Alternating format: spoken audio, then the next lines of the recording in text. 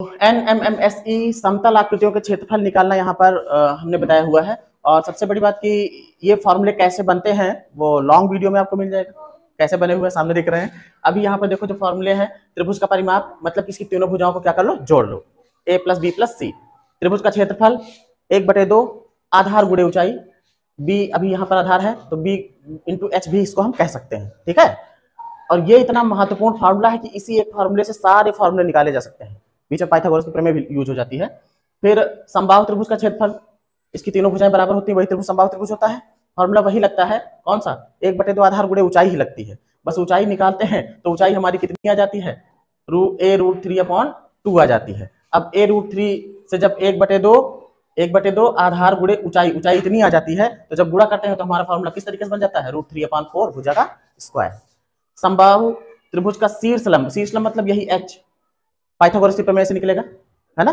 ये लंब है, इतना आधार है और ये कर्ण है, तो लंब बराबर हो जाएगा क्या, कर्ण के स्क्वायर में से आधार के स्क्वायर को क्या कर दो, माइनस कर दो और रूट लगा दो, यही वाला आ जाएगा, है ना। √3/2 गुणे भुजा। समद्विबाहु समकोण त्रिभुज, ऐसा समकोण त्रिभुज जिसके लंब और आधार दोनों क्या हो, बराबर हो, कर्ण तो बराबर रहेगा नहीं, है ना।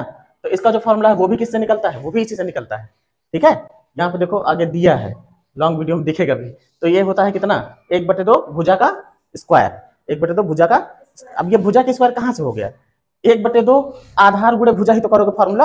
आधार क्या है, a है, और ऊंचाई भी क्या है, a है, तो a गुणे a होगा तो a स्क्वायर नहीं हो जाएगा, वही चीज। अब समद्विबाहु समकोण त्रिभुज का कर्ण निकालना हो, इसको निकालना हो, क्या है भाई, ये पाइथागोरस प्रमेय से ही तो निकलेगा।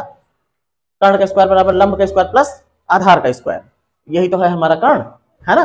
तो इसका स्क्वायर और प्लस इसका स्क्वायर मतलब कि a स्क्वायर और प्लस a स्क्वायर, तो √2a² बनेगा, जिसमें से a बाहर हो जाएगा, तो √2 गुणे भुजा, भुजा कौन सी, ये वाली समद्विबाहु वाली भुजा। अब इसके बाद समांतर चतुर्भुज का क्षेत्रफल, समांतर चतुर्भुज का क्षेत्रफल क्या होता है, आधार गुणे ऊंचाई।